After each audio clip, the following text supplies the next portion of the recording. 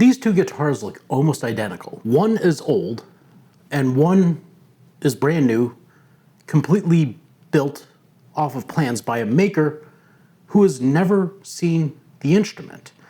Now, the plans in question were drawn off of this guitar, and this one is the replica. The big question is, can you build a guitar just off of the plans and get something good? Let's dive in. We have long time held that, and you say this all the time, you can build a great guitar off of the plans if you get a good set of plans and get it.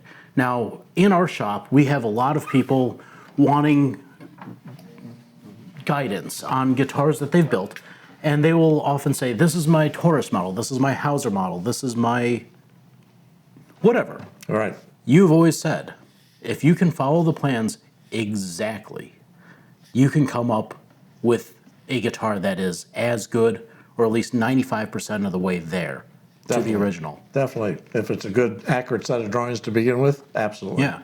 And so, diving into that, you drew a set of drawings off of this, and this is your 1934 Santos. Yeah, so a 1934 Santos, which is essentially in totally original, untouched conditions. It's the day it left Santos's shop. Has the original varnish all over, has the original set of frets still in it, the original nut. It's set up with the exact same action that Santos set it up with. And even though these frets are extremely worn, I've never replaced them simply because this guitar is a living document of how this guitar was set up when it was made. And there's great value in that to teach us what players at that time were seeking as a good instrument. And this was definitely a good instrument. To contrast with this one is set up really, really well. The action looks to be almost identical as far as we've seen. He really nailed it. And I guess we should say who the maker is too. Absolutely. It's Michael Cohn. And Michael Cohn, I believe, has over 50 years of lutherie experience. Yeah, so, but that said, it doesn't take 50 years of experience to necessarily do something like this. The stuff that we've seen from him is exceptional. Exceptional, absolutely. And this guitar is exceptional among exceptional guitars. I was flabbergasted when it arrived and I took it out of the case. And other than the lack of age, I thought I was looking at the twin to this one, except for the rosette, which is his own personal rosette. First things first, let's hear these two side by side. What should we start with? Oh, let's start with you're holding the old one. Yeah, let's start with the old original.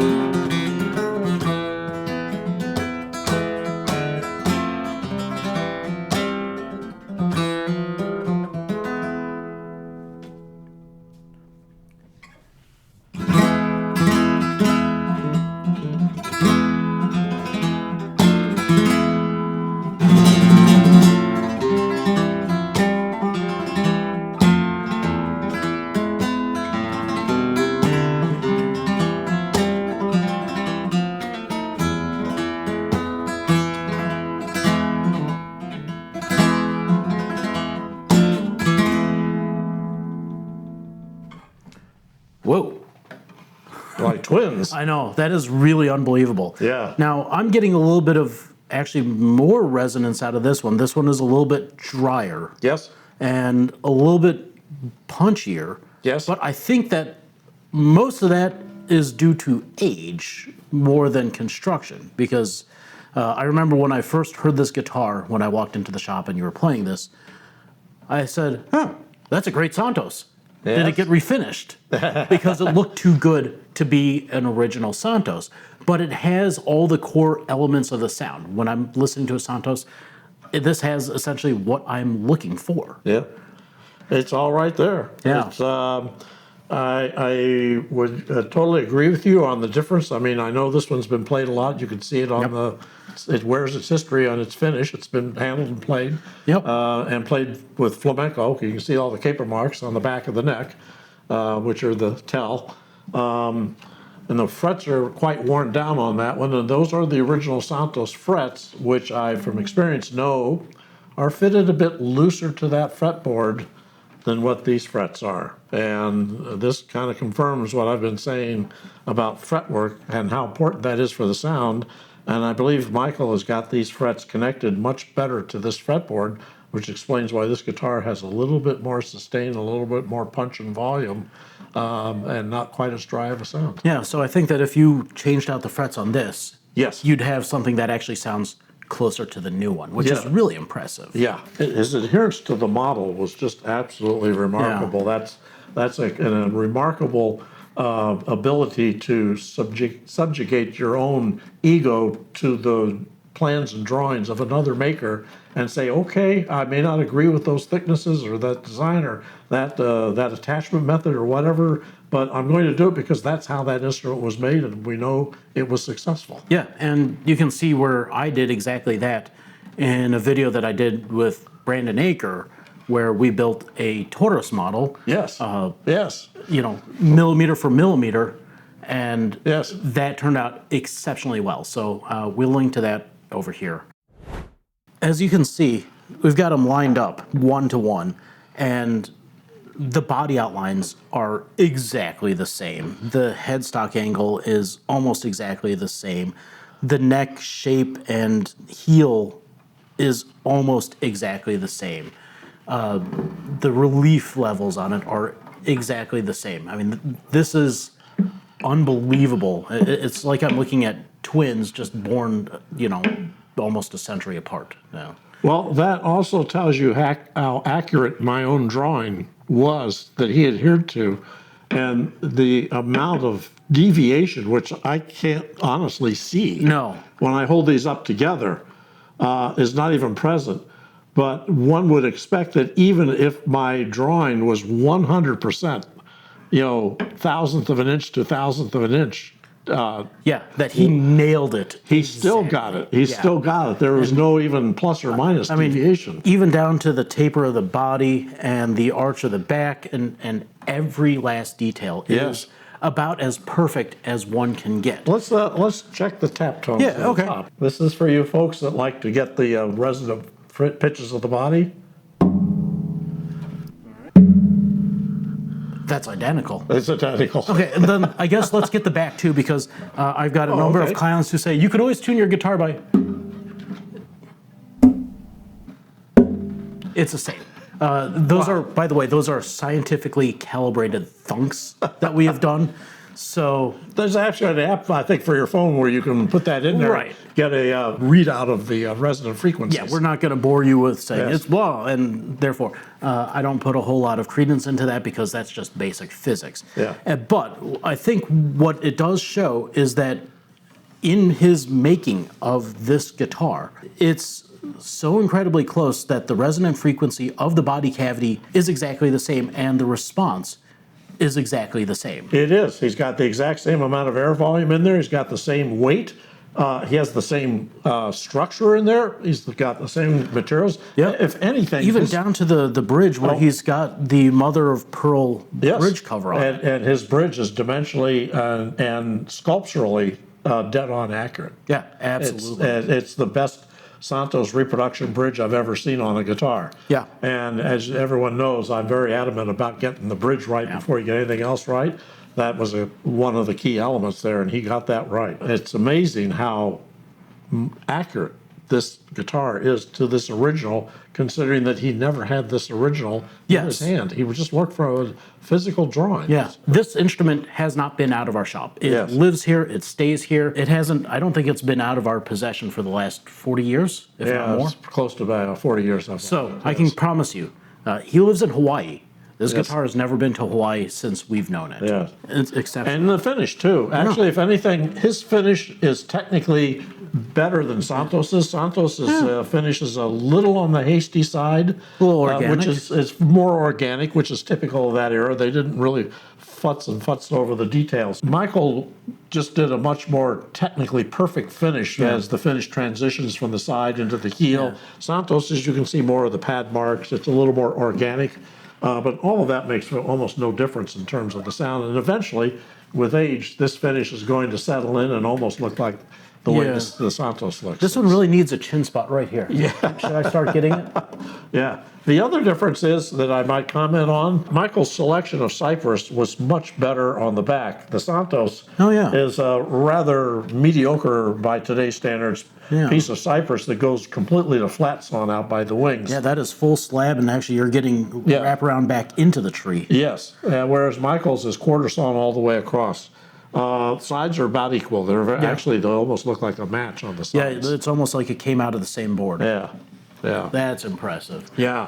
I will also say that Michael used a higher quality piece of Spanish cedar for the neck and the heel, but again, that's Yeah. neither here nor there, really. Yeah. It's something. And he even did the purflings the same. He's got the same bee stings, just like Santos did them. Yep, and the same pegs. Yeah, and his pegs work just as well as Santos. Yes, and pegs are not as scary as you may think that they are. Yeah. It's just a friction. You just push it in. You're not going to snap it. You don't have to try to shove it through the head. You just have to get them set. And actually, I find that these are far superior to any other peg system, be it the mechanical or the tuning machines, because you can get this tuned up a lot faster. Yeah. It's a one-to-one thing. One of the things that really impressed me, because we stuck a mirror inside of this, and we'll get you inside of the guitar. You can see that the bracing style is almost identical on the inside of each guitar. The cleanliness on this cone, I think, is slightly higher than the original Santos, because he didn't expect people to be sticking a camera inside the hole of the guitar just to get a peek around. Yeah, Santos was working pretty quickly to get one done in a week so he could pay his rent. Yeah, and we should point out that that was kind of the general cadence, Yes. that these guitars were built inside of a week, typically, Yeah. in order to make rent, because their material cost was so high, the demand was so high. His shop was a magnet for all of the flamencos in Madrid and the violin people, too. That's true, They were 'cause- constantly coming in, and he was constantly selling them strings or entertaining them with a thing of wine and a spontaneous huerga. Maybe that's why his finish was so organic. Yes. One for the finish and one for He me. probably sat there French polishing while he was listening to the cantadores sing about their mothers and death. Yeah. So that's Don't how worry, it their was going. mothers were okay. Yeah.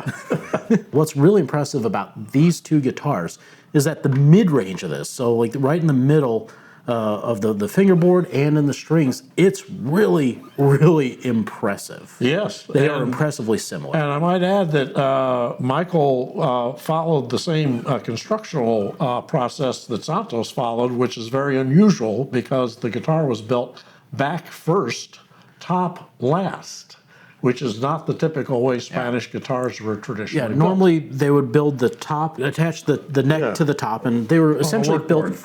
face down, and they would build it up from there. Yeah. Much like I did in the Taurus video. Yes.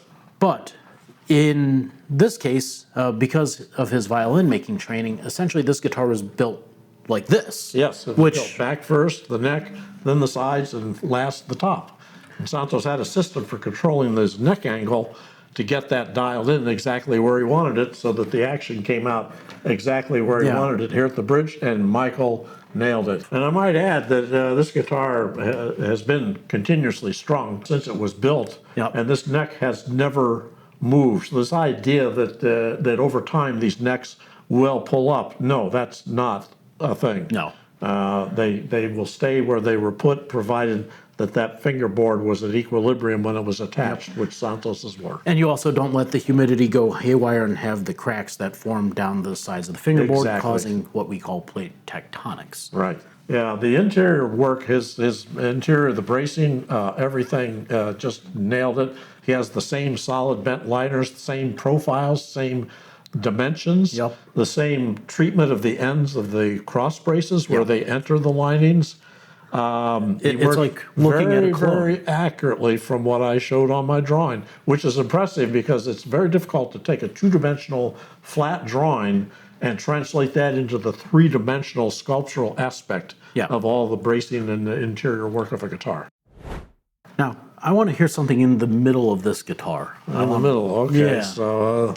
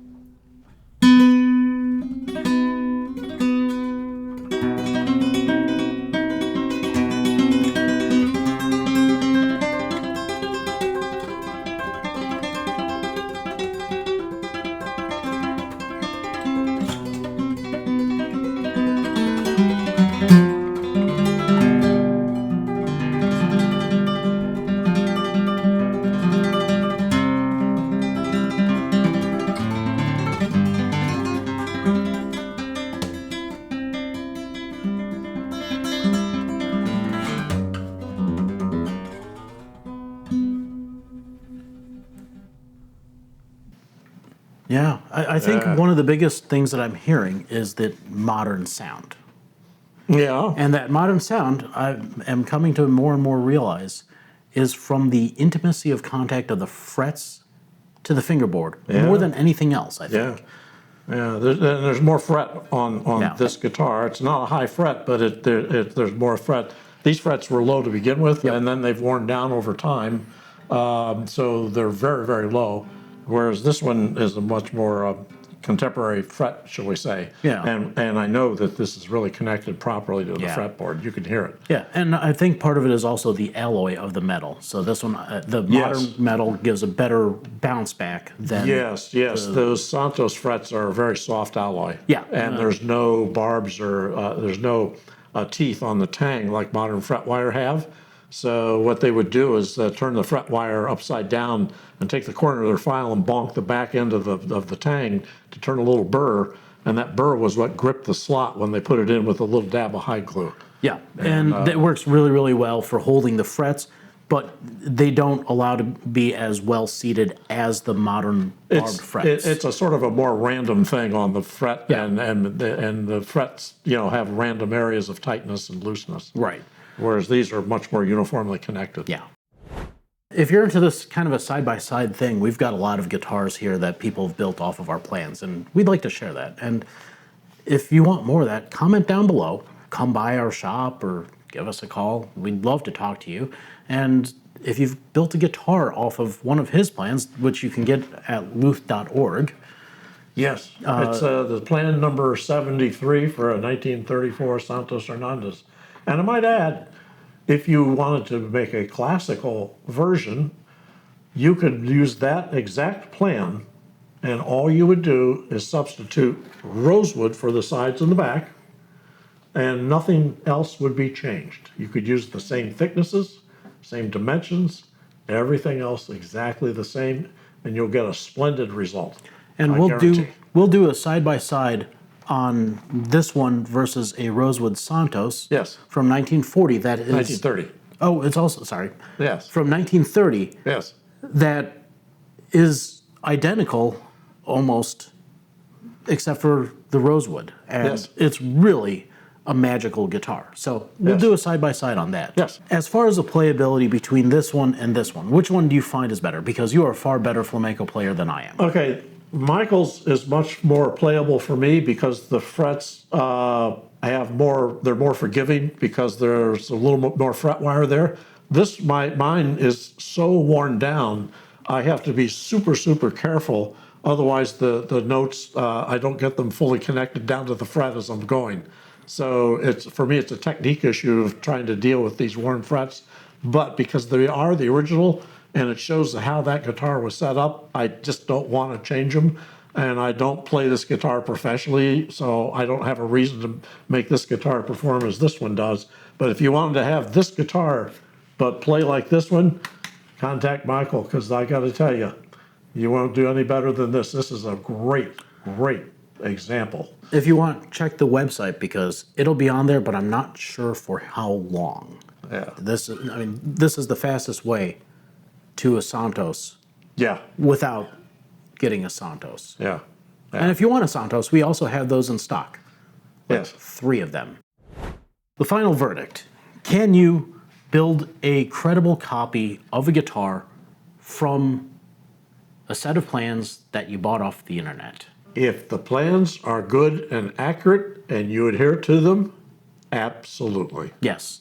And I think that this guitar proves that if you follow the numbers exactly and are very particular and take your time if you need to, you too could build something like this and have it sound like this. I guess with that said, I can't say anything other than you should get out onto your bench and start building.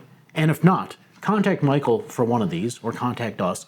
Or if you want one of our models, because you, I think, have made a Hauser that sounds better than a Hauser, and typically your Fletas are more Fleta-y than a Fleta. I've done a few copies that way, and particularly the 37 Hauser never ceases to amaze me how well that one comes out, considering how thick the top is on that. Absolutely. And I have done bench copies of the Taurus and the Hauser Yeah. and the Boucher and basically all of them. Yeah. So if you want one of these, but this might be out of your grasp, contact us.